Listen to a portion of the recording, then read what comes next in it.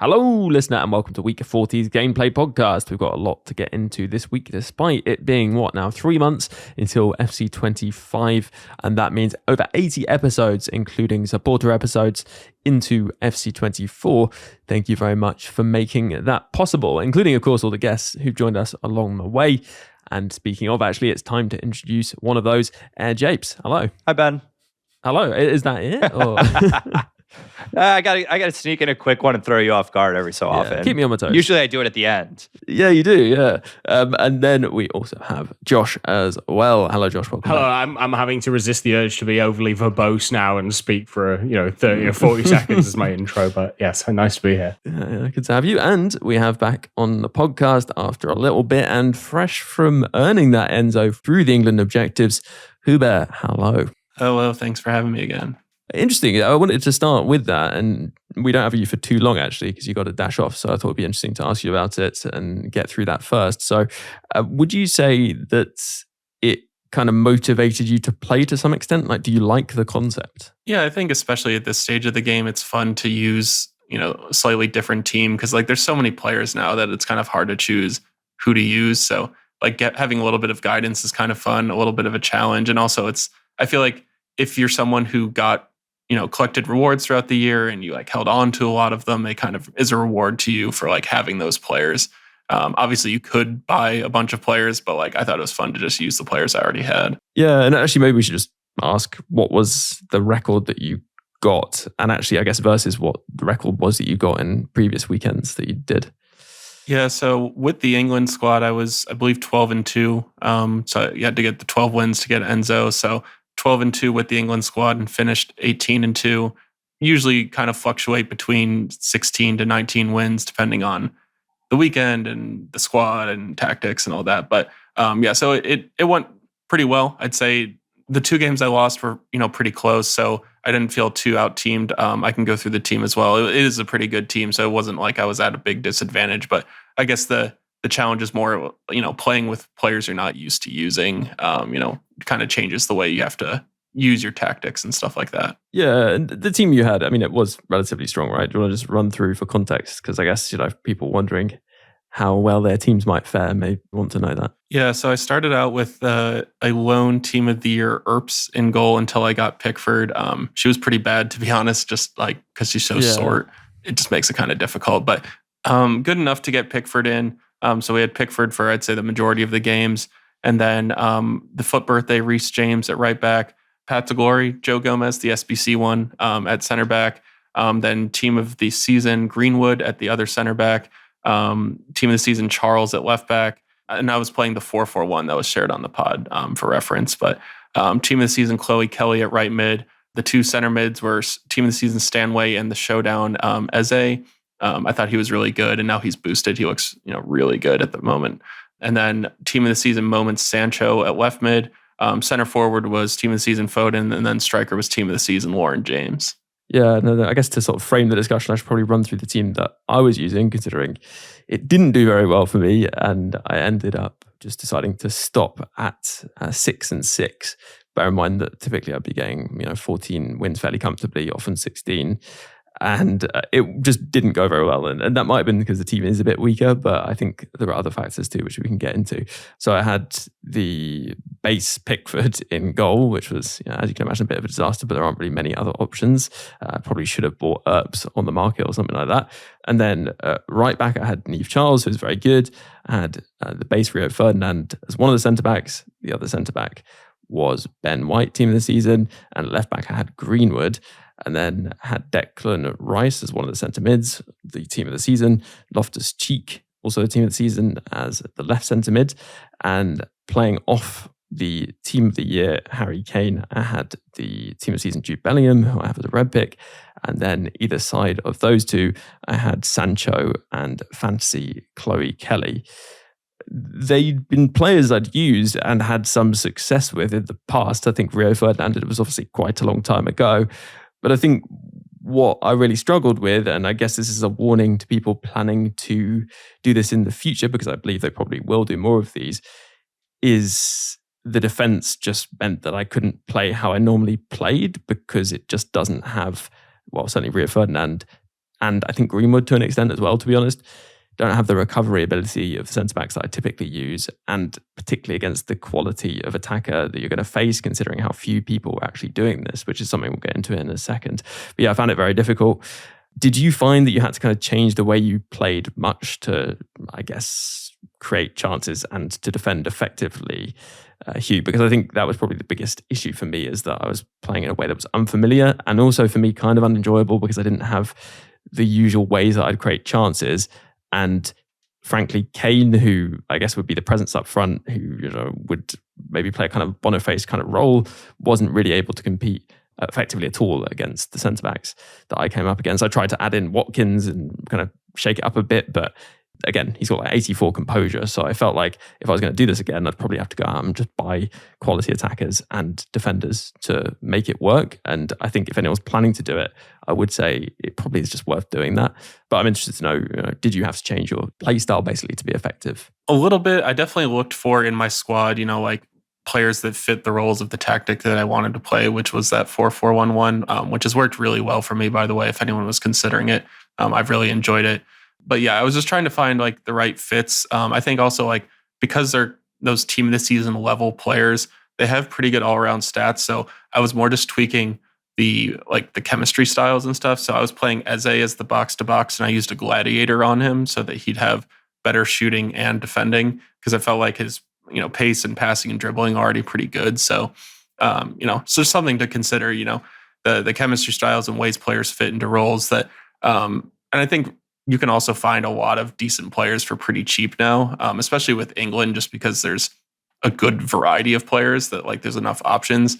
If we get into some of the other nations, I kind of worry that, lack of depth in certain positions might lead to the only good options being really expensive. So just something to look at if you have a hunch on what nation it might be, maybe pick up a few players at low cost. In worst case, you can just resell them or use them as fodder. Yeah, I'd be interested to know, James, do you have any questions? I know you were kind of considering this. Yeah, part of me thinks that I should have just done it for the packs, maybe.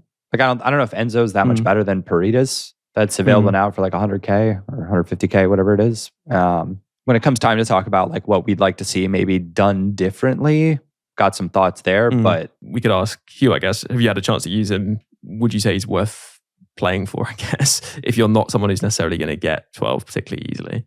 Yeah, I did use him for the rest of my weekend league games, and he was okay, but there's just so many good midfielders now. I think he's a fair bit worse than team of the season Bonmati, who's like 400K maybe. So I think he's, if you're doing it just to get Enzo, I wouldn't bother, because I just don't think he's that great. I think there's plenty of options. The 5-5 is nice, but you don't really need 5-star skills on like that type of player. He's a little bit stiff for an attacking center mid. Like he doesn't have great agility, and he doesn't have like technical dribbling or anything like that. So he's like a pretty good box to box, but he gets a little stiff in advanced positions. And then he can be a defensive midfielder, but then it feels like you're kind of not getting the most out of certain parts of him. He doesn't have many defensive play styles either. So like, I think like Jape said, like, if you want a defensive midfielder, that Paredes SBC is there. If you need more of an attacking box to box, there's obviously lots of other options. So he's all right. If there's like some sort of similar thing for Argentina, I'll definitely be using him, but I wouldn't do it just to get him in your main squad. Yeah, we discussed a bit on the content pod, and I think we're kind of all in agreement, at least based on the stats, that that's the case. So I guess ultimately my verdict on this as an idea, and I kind of felt the same going into it, is that it is nice to see this kind of thing, but clearly it isn't engaging people enough, because I faced only, I think, 2 opponents actually doing this.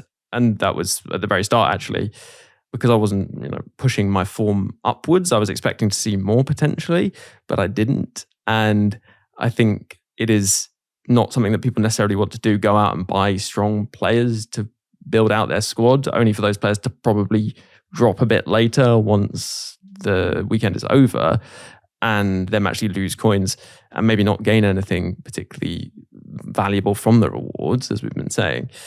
So I'd be interested to know from a sort of, how can we change this to make it better? Let's start with you, Hugh, because you're about to go, so it'd be good to hear. I'd say for a start, just bump it down to 10 wins maybe, because I think there's a lot of people who are weekend league players who either can only get to around 11 wins or choose to normally only go to around 11 wins.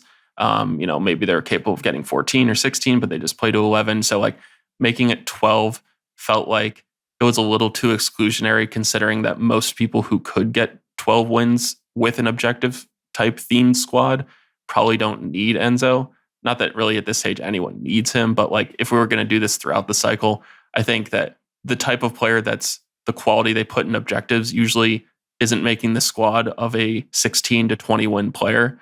So if you're making it mostly accessible to those types of players, then it's not really that desirable. So I think I would either make the player a bit better or just make it a little easier to obtain, because like you, I only saw like 2 or 3 teams doing it and they were at lower form. So it really wasn't that popular, even though I thought it might be. So yeah, I'd say make it a little more accessible, and then maybe just do one like every weekend. So it's like, it's there. If you're feeling it, you want to do something fun, it's there. And if not, you just use your regular team and you're not really missing out. Yeah, and just very quickly, I think they should have had Pickford in for maybe playing one game or something, because having an 84 rated rare gold keeper is just, extremely frustrating. And, you can go out and purchase a better goalkeeper on the market, but that is probably going to be a women's player realistically. And obviously the height is a huge factor and will make things a bit tricky. Right, Hugh, we should say goodbye to you because I know you've got to head off. But thank you very much for coming in and quickly giving some thoughts on that. Yeah, thanks for having me. It's good to talk gameplay and the challenges. Hopefully we see some more things like this, throughout the rest of this cycle and in the next cycle, keep things fresh rather than just using the same, super boosted players that everyone else has. Yeah, totally. And on Hugh leaving, let's take a quick break and we'll be back to discuss this a little more after this break. Hello, welcome back after the break. Right, let's continue discussion on this England objective and how you potentially improve it, if we have ones maybe for future nations, or you just want to change it up a bit. There was definite excitement around the concept, but I think the execution maybe wasn't quite what people wanted. What are your thoughts on this, Japes? Yeah, it just felt really weird having Enzo as the reward for an English objective. Like it felt really, really weird to start. And I think my whole thing was like, I don't get excited playing with English players. Like I don't. So I would have rather seen this as if they want to do Enzo as the reward and the other rewards the same way through, I thought they could have created maybe more players along there or player picks, but do it as like a choose your nation. So if people don't want to play with England, like I would have probably considered this objective if I could have done it with Spain or Germany. I would have been interested in that.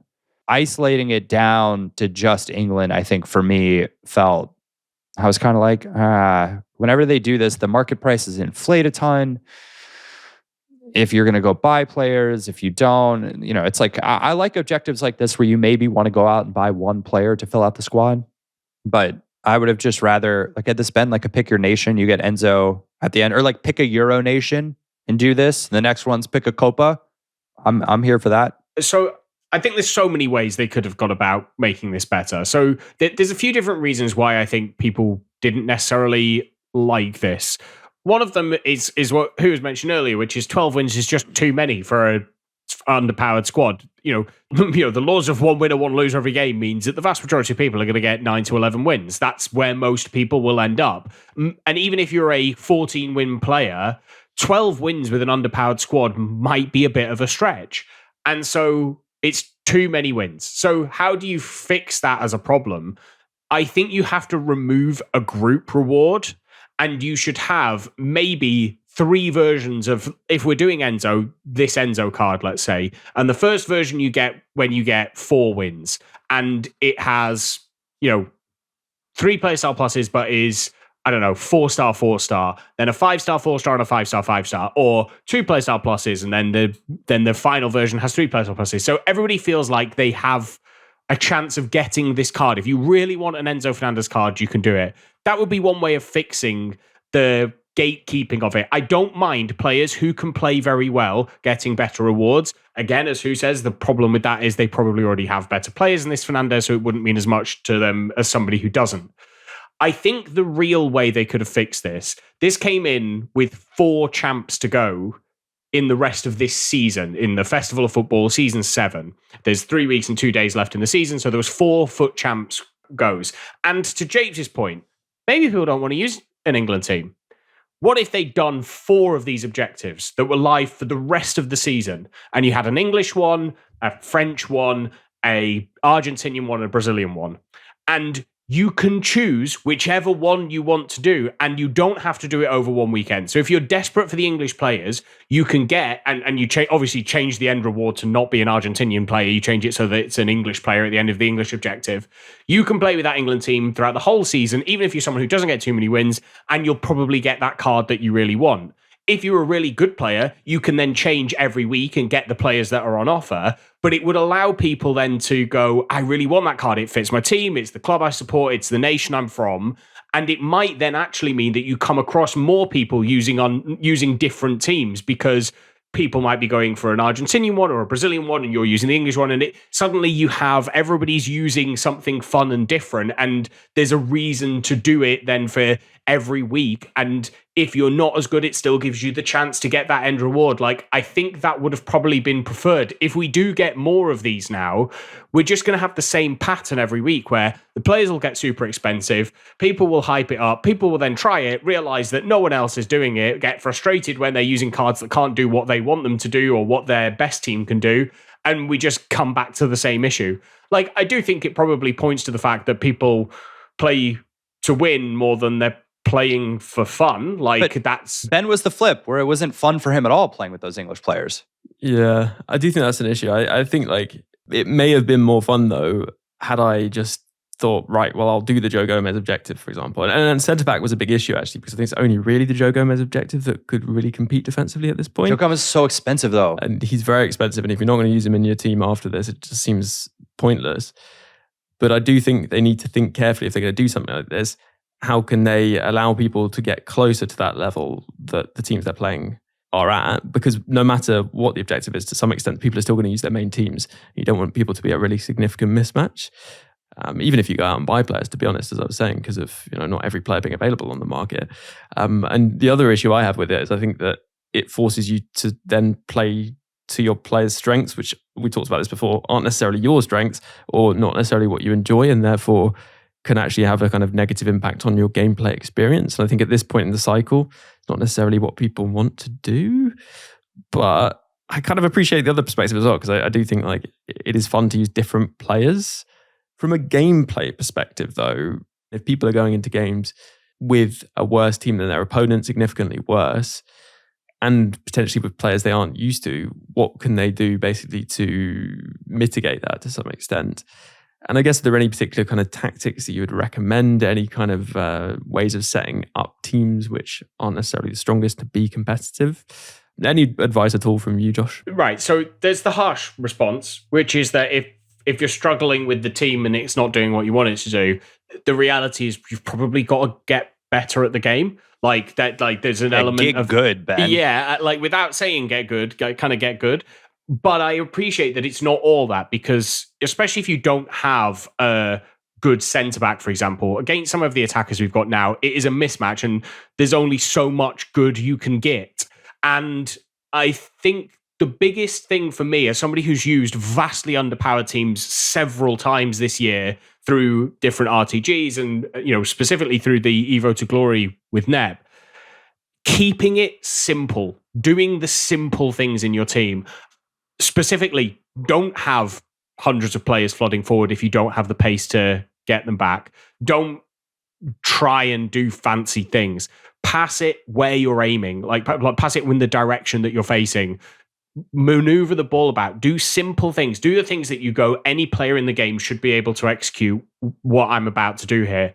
If you're stuck in a pattern of play or a way of playing, or you have if you're somebody who likes ball roll finessing from 30 yards out because you've got the right players to do that, unless you go and buy the players that can do that, you can't try and do it with players that don't have finesse and potentially flair if we agree that makes a big difference. Although I think Japes' experience with 𝘭𝘪𝘁𝗻 may suggest otherwise.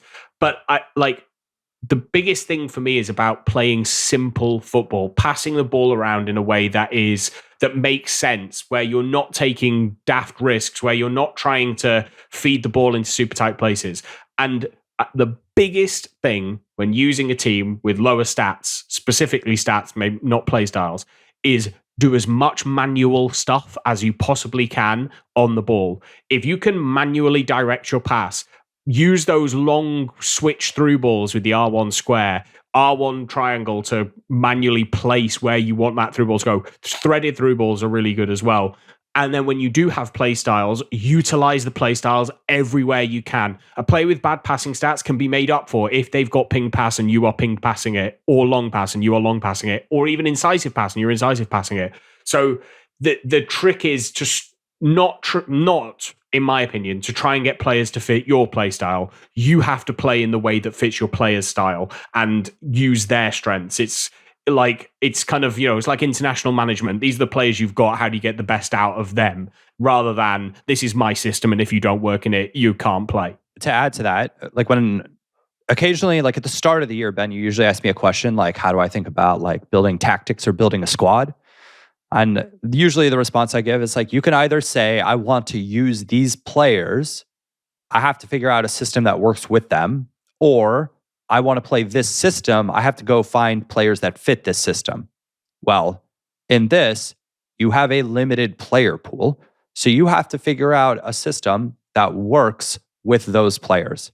And so, like in the 4-5-1, for example, like oftentimes you're asking that striker to do some aerial dirty work. And England, that's a little bit of a tough ask, potentially. And so I can either say, how am I going to tweak this tactic or tweak the way I play to not put myself in like more of a handicap essentially here, or like make it more of a struggle, or I just like accept that it's a struggle and say, I think I'm a good enough player that I'm not going to worry about this. But usually it's like, how can you fit in? It's the same thing with objectives often. People are like, how can I fit in the absolute best players for this objective, right? And building a squad for this, you absolutely have to take that into consideration. Yeah, let's say if we're going to be a bit more specific, it is, say, centre-back where you are weaker, Japes. What would you say specifically might kind of help in that context? I mean, you have to defend differently. If your center back is weaker, same thing. Here, the easy one for this example is like you have a junk goalkeeper, right? To begin with, right? You know he's not good. He will concede tons of finesses from outside, especially. So what you're like, I am more concerned with preventing shots than just purely taking the ball away from my opponent. Does that make sense? If I think I'm going to make a tackle, that's like a 50-50 percentage of like winning the ball in a tackle. I might do it now. I've got that Schmeichel in goal because like he's like kind of a baller, and I think his keeper movement's pretty good, and I can move him around. I think I'll get away with something. If Pickford's in goal, the last thing that I'm trying to allow is somebody to just get a free, easy shot, because Pickford will concede it. And so I might not dive in, and I might just try to stay between the defender and the ball. Same thing with the center backs. You know you're going to have slower center backs or whatever, right? I'm just going to be more risk averse when it comes to making those tackles. Yeah, I think that at this stage in the game, try and have fun and not care about wins. But if winning is fun, I can understand why you don't want to put in bad players. So it's been a weird objective. I found the reaction to it a little bit weird from, people weren't complaining about the fact that the team wouldn't be as good. They were complaining about the fact that they couldn't get 12 wins. And I just kind of feel like in this game, we need to accept that people who get more wins should get better rewards, and way better than what they currently get. Like the number of 20 win rewards I've seen that get terrible ultimate reds compared to the number of 11 and 9 win rewards I've seen that get the best reds.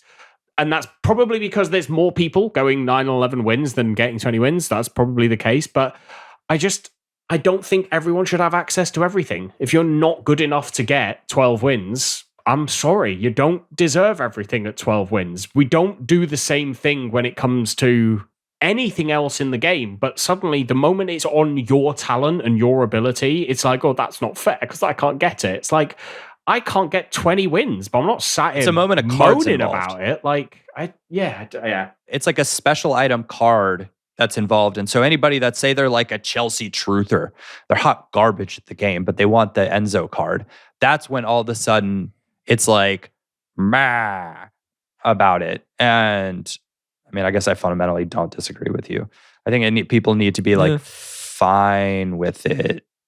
And it's like, what's nice about this is it's not something left to chance. It's like when good players are given your like 86x4 pack and you get, or 87x4 or whatever, and you get 87, like a bunch of 87s that are like, it's great for squad building, cool, but like, it doesn't feel that fun.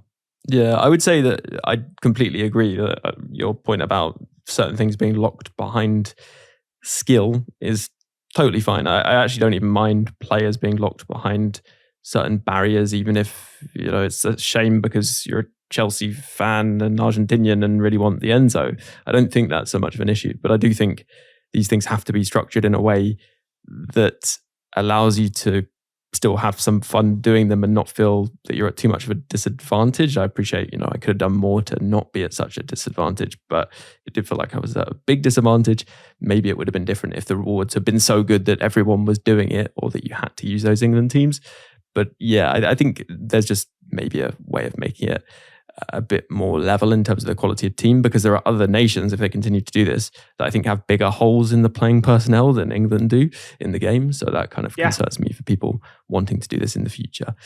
But I agree. I think it'd be nice if they continue to do full nation squads, because, you know, that just feels a bit more in keeping with the theme.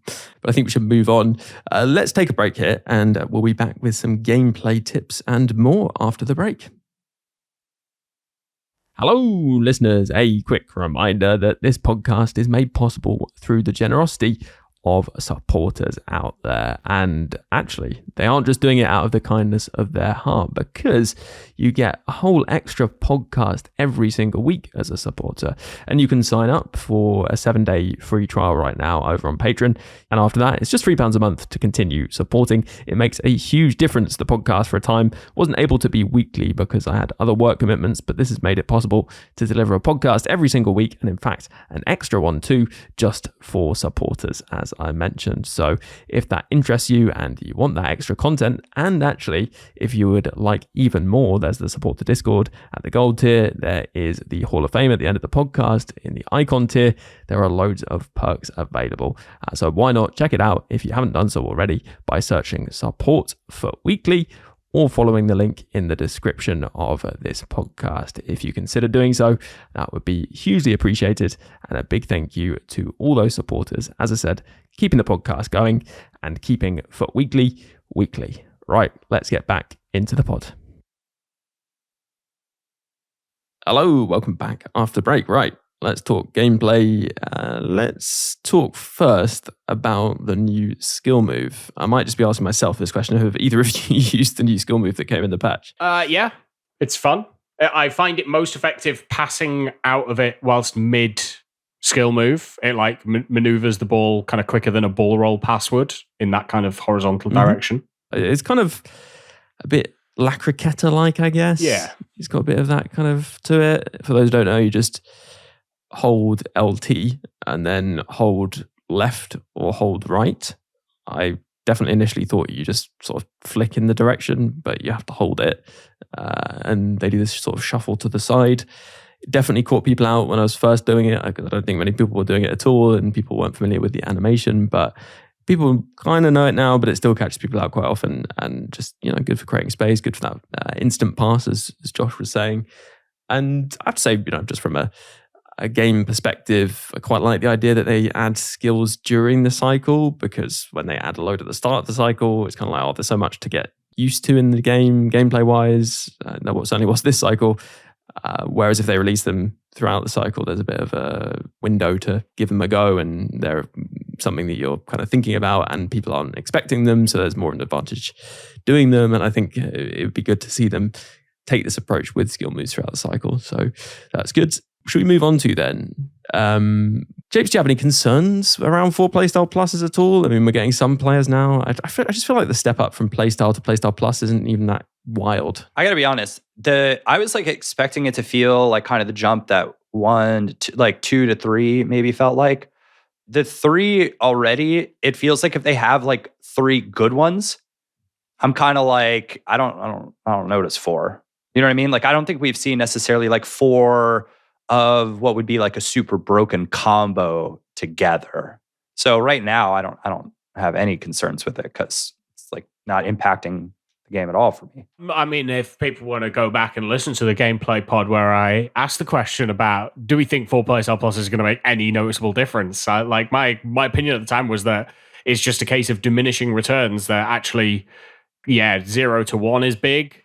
1 to 2 is probably equally as big. 2 to 3 slightly less so. And then again, the selection of playstyles, I would sooner take 3 good playstyle pluses than 4 average ones. I feel like the 4 playstyle plus players that we've had really have maybe 2 good ones and 2 not so good ones, or maybe 1 like okay one and then 1 not particularly great one. Like, looking at that Simons, he has technical plus, good playstyle.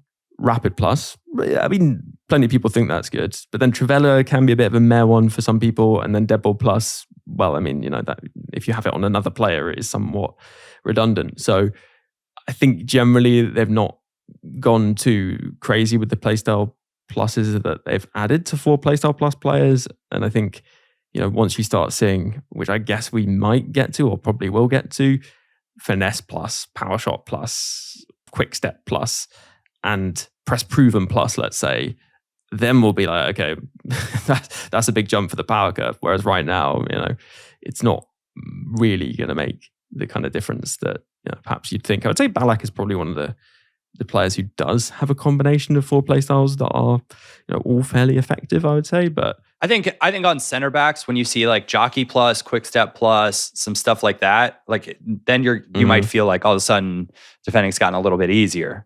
Like if somebody gets anticipate plus, jockey plus, block plus, intercept plus or something, it's like, all right, like I would like that, like for my team.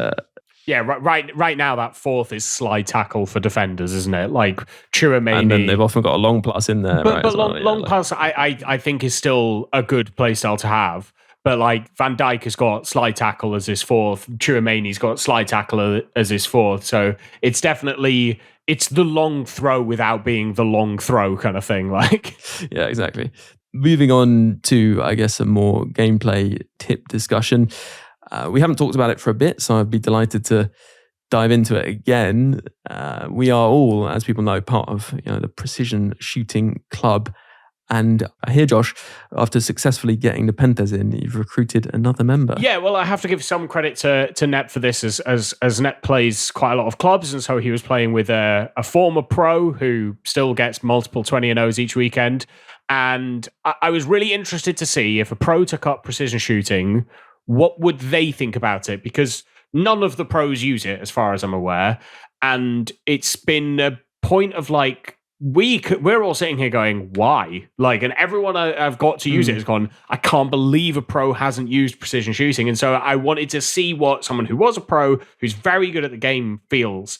And in the first 3 or 4 games, he said, this is really good. Like, I'm really enjoying it. I've got some animations I've never seen before. It feels easier to score, but there's a few situations where I'm not able to move my stick quick enough, for example, to aim in the right direction. At the end of the 10th game, he was like, this is broken. Why is no one using this? Obviously, a pro can pick things up much quicker. They're much more accurate with their left stick, and so therefore will get on it a bit quicker. They learn mechanics a lot quicker than normal players do. The biggest thing for him was learning finesse shots, where you need to aim finesse shots, because on precision, you need to aim where the ball ends, not where you want the player to start the shot. And I know that sounds bizarre, but like if you're wanting to bend the ball into the far post, they're going to start the ball like 10 yards to the right of the far post, but you have to aim at the far post. So that took a while getting used to, but he went 19-1, I think, first time using it, then 20-0, and got 17 wins with an England team using it last night. So, and is like a fully paid up truther. So if pros start using it, I'm just saying this is where it began, because I do feel like it's going to take pros going, this is the best way to play, like to shoot in the game. And the biggest thing he kept saying was, I feel so confident. When I'm running in on goal, I feel so confident. With every player, any player on either foot, I feel like I can put the ball in the back of the net. And it was just fascinating watching a very skilled player use it, because he was doing things I've not seen precision shooting do, like finishing things in a way I've not seen it do. But just, yeah, like, I know we've said it a bunch of times. If you're still wondering whether you should give it a go, give it a go, because it is so, so good and so rewarding to use. I think what's the most fascinating thing to me of like everything you said in there is it took a pro 10 matches. Hear me out. For all of the listeners, it took a professional player 10 matches to feel confident with it. How many matches do you think it should take those of us that are not pro players? So like when people use things and they play 3 games, they miss 1 chance and they're like, yeah, I'm done with it. Like, what are we doing? What are we doing? Yeah. One point I would also make about whether you want to take this up or not, I would say that even if it doesn't improve your ability to finish chances, you're essentially scoring less goals slightly than you did previously, which I think is incredibly unlikely. In fact, it's probably impossible if you did properly use it for, like a month or so. But let's say it did make you slightly worse. If you're the kind of player who gets frustrated about shooting in general, then it's still worth you doing it, I would say, because you just get less frustrated when you're using it. And that will probably actually mean that you play better. So I think that's a good point to make. A lot of people who have tried it have found that it's made their enjoyment go up significantly and eventually has improved their shooting significantly too. And I guess it's kind of hard to know, especially if you're not seeing the obvious results, which some people will, that your shooting has improved, especially over time. But I remember maybe 2 months in, I was like, I'll switch it back just to see what it's like going back. And it felt like being significantly handicapped by the game, right? There's just so many chances. You're like, oh yeah, I know exactly what to do with this now because I've been using precision shooting for a while. And there's literally no way with assisted shooting that you can actually put the ball there, which, yeah, just that in itself should, I guess, encourage people to give it a go. Just on that point of like, does it make you better and not knowing? That was the other thing that I was interested giving it to a pro player, was going, they would be able to know whether a shot should go in or not. And he was saying, because I said, like, for me, at the beginning, it was difficult to know. Like, is it definitely precision shooting that's made that go in? Because, as I've said, when the ball hits the corner flag, it's definitely precision shooting that meant it didn't go in, right? And obviously that is your fault, but that's one of the reasons why. And he was like, I can tell every shot that's gone in, like that I've hit in this game, the game specifically he was playing. I'm not sure I score it on normal shooting. Like, precision shooting is making a noticeable difference to every shot he takes. And again, it was the confidence he was saying in front of goal, just the way he was playing. He was like, with finesse shot plus plays, he was like, I shoot on sight. The moment I have the ball at their feet and there's space in front of them, I'm shooting. Because he was pulling a save out of the keeper, so he's minimum getting a corner. And when you can score 50% of your corners, why wouldn't you do it? So yeah, it's that thing of like, is it making me actually better at shooting? A professional player was able to go immediately, yes. Like, I can notice the difference just on normal one-on-one finishes or normal finishes inside the box. Yeah, well, funny enough, you mentioned the corner thing. I did want to quickly ask you, Josh, because I know there has been this sort of meta corner approach that people might have been seeing if they're on, social media, etc. But what is if they're it? not, could you just quickly run us through what people are doing? And actually, I guess, what would people search if they wanted to see a video? Well, for me, I think there's 3-4 corner techniques that people are using by and large at the moment. And I would say they're all about as effective as each other. So the one I think that's got popular recently, which has been around for a while, is passing it short from the corner, passing it to the player who stood on the edge of the box, then passing it back to the player who took the ball short from the corner and whipping it into the back post. And because when your team is defending a corner, they're all out of position. Like, they don't defend in a 4-4-2 at a corner. They all are trying to get back to their position. And it usually leaves the player at the back post either completely unmarked or marked by like a left mid or left back who aren't good enough in the air to compete with them. And it's usually one of your better headers of the ball. So that's the one I've seen the most, which is calling a player short, passing it to the player on the edge of the box, playing the pass immediately back to the same player, and then whipping it to the back post. There's 3 other methods. So there's the 𝘭𝘪𝘬𝘦 method that I think a lot of people have seen, where you make it kind of a flatter trajectory with a lot of power and run your player in at the front post to kind of flick it on.